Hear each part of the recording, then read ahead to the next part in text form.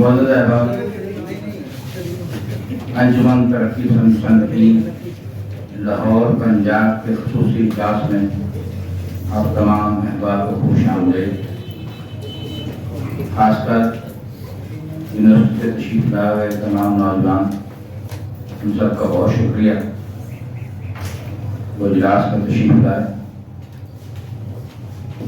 آج کے اجلاس خصوصی اجلاس ہے، جس میں ہم ممتاز ترقی فن، دانش اور ادیب اور نقاد ڈاکٹر محمد نعیم ملک صاحب کی کتاب کی تقریر و پذیرائی کا انعقاد کرنے جا رہے ہیں۔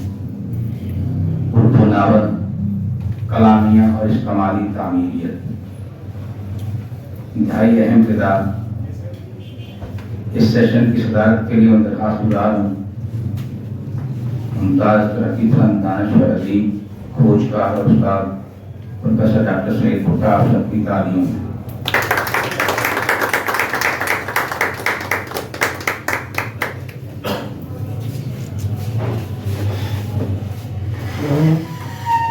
مہمان خصوصی کی نشست کے لیے درخواست گزار ہوں پروفیسر خالد محمود سنجانی صاحب کہ وہ آئیں۔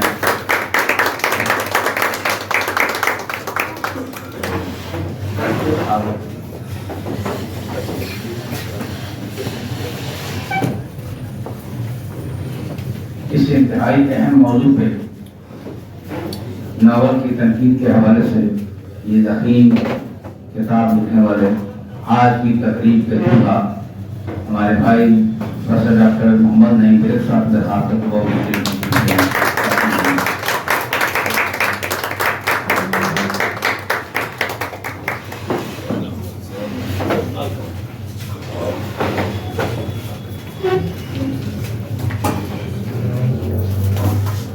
جناب صدر، آپ کی اجازت سے اس کتاب کے دیواچے سے میں کچھ اقتباس پڑھنا چاہوں گا، اگر آپ کی اجازت ہو تو۔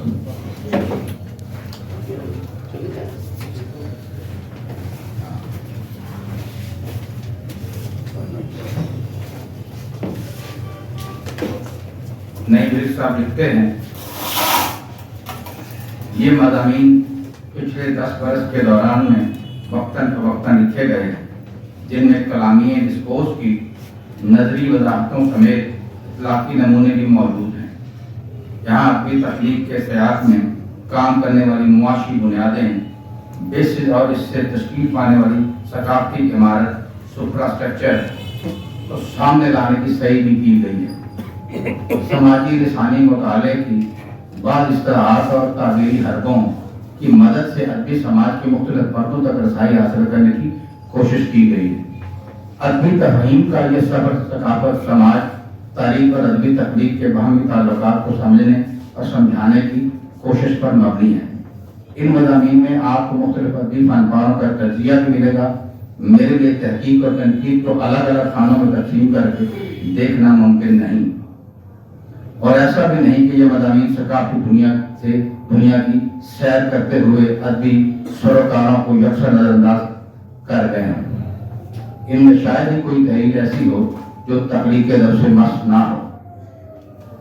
ان مضامین سے کھلتا ہے کہ استعماریت سے اثر قبول کرنے اور اس کی نعمتوں سے فیضیاب ہونے میں مرد اگر پیش ہیں تو خواتین ناول نگار انگریز پسند ہونے کے باوجود اپنی ثقافت، روایات اور عادات پر شرمندہ نہیں ہوتی، بلکہ ان کے جاری رکھنے کے لیے عقلی، جذباتی اور تہذیبی دلائل لاتی ہیں۔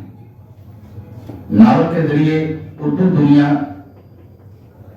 نے سماجی تبدیلیوں کے ساتھ خود کو ہم آہنگ کرنے کا کام کیا۔ ثقافتی تبدیلیوں کے زمانے میں قبل جدید، ماضی اور استعماری جدیدیت کے درمیان مکالمہ قائم کرنے کی کوشش کی ہے۔ اپنے جذبات کی تحلیل کے دوران ان کے اظہار کا موقع بھی تلاش کیا۔ ناول سماجی دنیا اور آئیڈیالوجی کی ترویج، ترسیل اور لا تشکیل کا ایک ذریعہ رہا ہے۔ 21ویں صدی میں اردو میں تخلیق و ترجمے کے ذریعے ناول نے اپنی دھاک بٹھا لی ہے۔ ان مضامین سے ناول کے سفر کے بعد اہم پڑاؤ سامنے آئیں گے، اور ناولانہ شعور اور فنکارانہ تفصیلات میں مضمر ثقافتی اقدار، سماجی درجہ بندیاں اور صنفی تعصبات کی جھلک بھی نمایاں ہوتی چلی جائے گی۔ یہ کتاب تنقیدی خود کلامی نہیں، نہ یہ ان بہترین مضمون کا قصیدہ ہے جن سے میں متاثر ہوا۔ یہ ادبی تعبیر و توضیح کے مختلف طریقوں کا مرکب ہے جن میں ادبی تخلیق اور سماجی مسائل کو سمجھنے اور واضح کرنے کی کوشش ملے۔ بہت شکریہ۔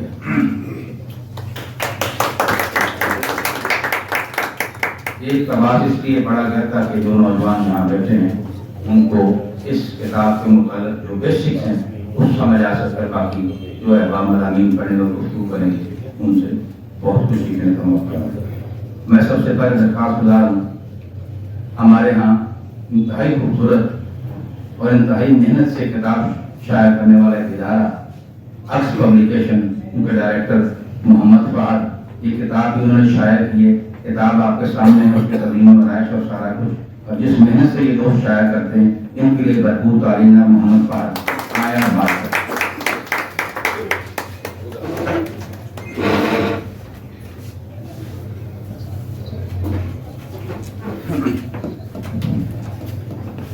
جناب صدر کی اجازت سے آج میں یہ مضمون بطور اس کتاب کے پبلشر کے نہیں بلکہ اردو ادب اور اس کی تنقید کے طالب علم کے طور پر پیش کرنا چاہوں گا۔ بہت اچھا۔ اردو ادب کی طویل متنوع روایت میں ناول کو ہمیشہ ایک ایسی صنف کا درجہ حاصل رہا ہے جس میں سماج کی ثقافتی صورتحال، سیاسی کشمکش، طبقاتی تقسیم اور نسلی اور صنفی امتیازات کا عکس نسبتاً زیادہ شدت اور گہرائی کے ساتھ نظر آتا ہے۔ تاہم اردو ناول کے مطالعے میں جس سنجیدگی اور فکری وقار کی ضرورت ہمیشہ محسوس ہوتی رہی ہے، محمد نعیم گرگ کی کتاب اردو ناول، کلامیہ اور اجتماعی تعمیریت اس ضرورت کا ایک مضبوط اور بروقت جواب ہے، جس کی اشاعت پر میں ان کو مبارکباد پیش کرنا چاہوں گا۔ چند دہائیوں سے یہ احساس گہرا ہوا ہے کہ اردو ناول کو محض ایک بیانیے نیریٹو کے طور پر نہیں بلکہ ایک کلامیے ڈسکورس کے طور پر سمجھنے کی ضرورت ہے، جو طاقت، تاریخ، تہذیب اور استعمار کے باہمی رشتوں سے پیچیدہ طور پر جڑا ہوا ہے۔ محمد نعیم گرگ کی یہ غیر معمولی اور عمیق کاوش اسی اہم ضرورت کو سامنے رکھتے ہوئے اردو ناول کی تشکیل اور اس پر اثر انداز ہونے والی نوبادیاتی ذہنیت کا ایک مربوط اور مستحکم مطالعہ پیش کرتی ہے۔ کتاب کا بنیادی زاویہ یہ ہے کہ اردو ناول کو اس تاریخی دور میں دیکھا جائے جب اجتماعی اثرات صرف سیاسی یا معاشی سطح پر نہیں بلکہ لسانی، تہذیبی اور سماجی سطحوں پر گہرے محسوس کیے جا رہے تھے۔ مصنف نے ناول کے بیانیے میں ان اثرات کی تہ در تہ موجودگی کو نہایت شائستگی، باریک بینی اور محققانہ قوت کے ساتھ سمجھا اور بیان کیا ہے۔ یہ کتاب اردو ناول کو محض ایک ادبی صنف کے طور پر نہیں دیکھتی بلکہ اسے اس سماجی اور سیاسی پس منظر میں برتتی ہے جس میں ادبی بیانیے تشکیل پاتے ہیں اور ایک تہذیبی شعور اپنا بھرپور اظہار پاتا ہے۔ مصنف نہ روایت کے پابند محقق ہیں اور نہ ہی ہر پرانے مواد کو نوادرات کے خانے میں ڈال کر اپنی تحقیق کو مصنوعی وسعت دیتے ہیں۔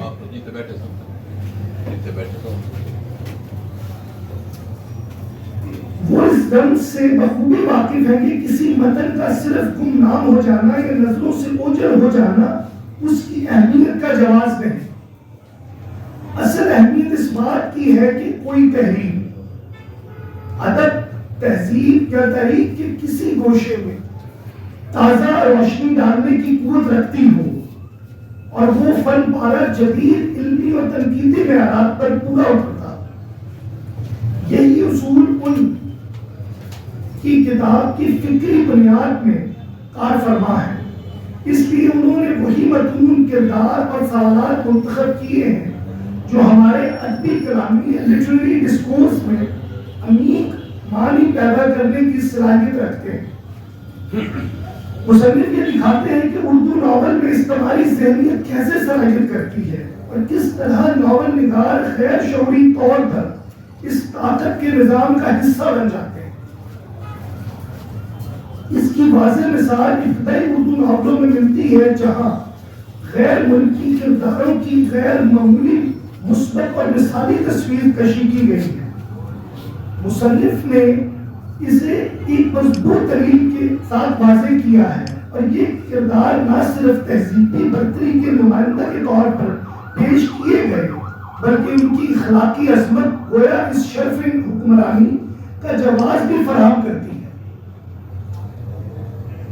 جو استعماری ہمیشہ استعمار زدہ مخلوق قوم پر مسلط دیکھنا چاہتے تھے، اس کے مقابلے میں برازیل کے عام طبقات محنت کشوں اور مضافتی کرداروں کو اکثر کم عقل، ناکام، غیر مؤثر اور اخلاقی کمزوری کی علامت بنا کر پیش کیا گیا۔ مصنف نہایت مضبوط استدلال کے ساتھ بتاتے ہیں کہ یہ تقسیم محض ادبی عمل کا حصہ نہیں بلکہ ایک سماجی تشکیل، سوشل کنسٹرکشن ہے جسے خود استعماری ذہنیت نے پروان چڑھایا۔ اس کتاب کی سب سے بڑی خوبی یہ ہے کہ مصنف نے اردو ناول کے سفر کو کسی نظری جبر کے تحت نہیں پڑھا بلکہ اس سماجی اور تہذیبی دنیا کے اندر رہ کر سمجھا جس میں یہ ناول تخلیق ہو۔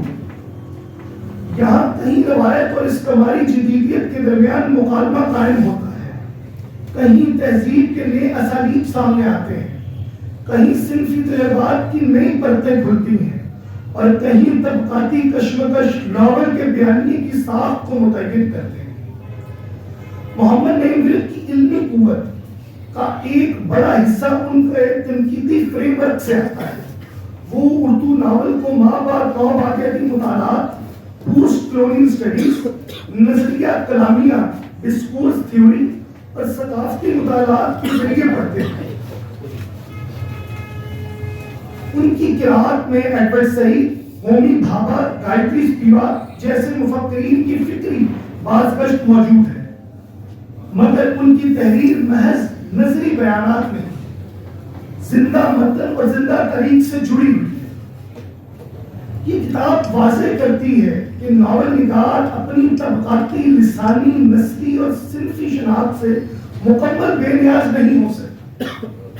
ہر تحریر اپنے وقت، اپنے سماج، اپنے خوف، اپنی امیدوں اور اپنے تضادات کی حامل ہوتی ہے۔ ورد صاحب اسی حقیقت کو سامنے رکھتے ہوئے بتاتے ہیں کہ ناول نہ صرف سماج کی عکاسی کرتا ہے بلکہ سماج کی تشکیل نو میں بھی حصہ لیتا ہے۔ کتاب کا اسلوب نہ خطی ہے نہ خشک بلکہ استدلال، مشاہدے اور ادبی ذوق خوبصورت امتزاج ہے۔ ورد صاحب ناول کو نہ محض تفریح سمجھتے ہیں نہ محض نظریے کا میدان بلکہ وہ اسے تہذیب اور تاریخ کے پیچیدہ مقابلے کا دروازہ مانتے ہیں۔ اس لیے یہ کتاب ان قارئین کے لیے کہیں زیادہ اہم ہے جو اب ادب کو صرف جمالیاتی تجربہ نہیں بلکہ فکری تاریخ، سماجی ادائی اور تہذیبی مقابلے کا آئینہ سمجھتے ہیں۔ یہاں میں حاضرین کے لیے کتاب کے کچھ انتخابات پیش کرنا چاہوں گا۔ مضمون اردو فکشن کی مابعدیاتی قرأت، چند ابتدائی باتیں سے اقتباس دیکھیے۔ کوٹ: طاقت اس بیانیہ صورت کو شعوری طور پر بدلنے کی کوشش کرتی ہے۔ استعماریت کی صورت بیان کو بدلنے کی شعوری کاوش کی تفہیم اور اس کے خلاف قضاوت تک کا سفر مابعدیات کہلاتا ہے۔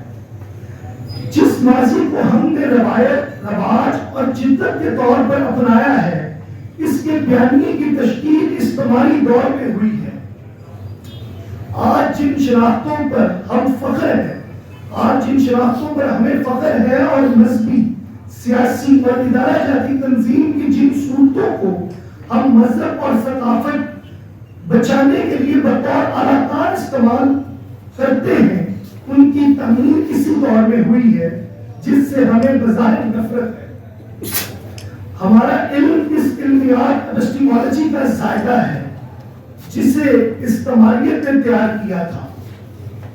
طرز احساس میں بنیادی تبدیلی بھی اس دور میں ہوئی جس نے ادب کے موضوع اور اسلوب ہر دور میں اپنے انمٹ نقوش ترتیب دی.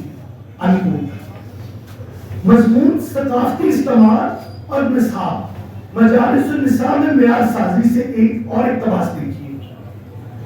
مجالس النساء لاہور میں لکھی گئی اور سرکاری مکتب سے شائع ہوئی.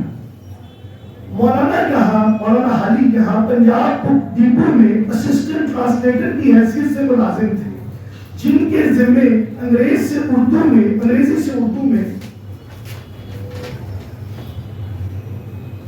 ہونے والی کتب پر نظر ثانی اور عبارت کی درستی تھا. ان پہلوؤں سے دیکھیں تو امید بنتی ہے کہ مجالس النساء میں اپنے موضوع اور اس کی پیشکش میں اس بات کا لحاظ رکھا جائے گا کہ یہ جس علاقے اور ثقافت سے وابستہ طلبہ و طالبات کے لیے لکھی جا رہی ہے ان کی نمائندگی کرے، یا کم سے کم ایسے لفظیات اور موضوع میں ایسے عناصر کو شامل کرے جن کا کسی نہ کسی طرح پنجاب سے وابستہ ہو. یہاں تارہین محض مثبت نہیں متعین ہے. اگر ایسی توقع بھیجا ہے تو امید کی جا سکتی ہے کہ یہ اپنے کلی مزاج میں کسی خاص علاقے، پس منظر اور ثقافت سے اوپر اٹھ کر برازیل کی ثقافتوں کے مشترک عناصر کو مرکز پہ جگہ دے گی، تاکہ علم کی ترویج جو اس کتاب کا مقصد اہم ترین موضوع ہے وہ کسی مخصوص علاقائی شناخت سے پھیکا نہ پڑ جائے. مضمون ابتدائی اردو ناول میں صنفی فکر و ہم صنفی ماڈل سے ایک سطر ملاحظہ کیجیے. اساطیر اس ثقافت میں پائے جانے والے لا ینحل تضادات کو کسی بامانی مذہب میں لانے کی کوشش ہوتی ہے. آخر میں یہ کہنا بھیجا نہ ہوگا کہ اردو ناول کلامیہ اور استعمالی تعمیریت اردو تنقید کے منظرنامے میں ایک تازہ ہوا کا جھونکا ہی نہیں بلکہ ایک نیا فکری امکان بھی ہے. یہ کتاب نئے سوالات جنم دیتی ہے، نئے زاویے فراہم کرتی ہے اور اردو ناول کے متعلق ایک مضبوط علمی بنیاد دیتی ہے. آج کی یہ رہنمائی اصلاً اس بات کا اعلان ہے کہ اردو میں ایک ایسا سنجیدہ، متوازن اور فکری طور پر باوقار آواز سامنے آ چکی ہے جو ناول کو اس کی تمام تہذیبی، لسانی، سماجی اور تاریخی جہتوں کے ساتھ سمجھنے کی پوری صلاحیت رکھتی ہے، اور وہ آواز محمد نعیم گرگ کی ہے. میں عابد حسین عابد صاحب اور انجمن ترقی پسند مصنفین کی جملہ رکھیں کو بہت بہت مبارکباد. انہوں نے اس خوبصورت کتاب پر اس تقریب کا اہتمام کیا اور مجھے موقع فراہم کیا کہ میں اپنے خیالات دوستوں سے ساجھے کر سکوں. بہت شکریہ. جی اب آپ یہ تھے محمد فہد صاحب، کئی تفصیلی بیان کر رہے تھے جناب محمد فہد.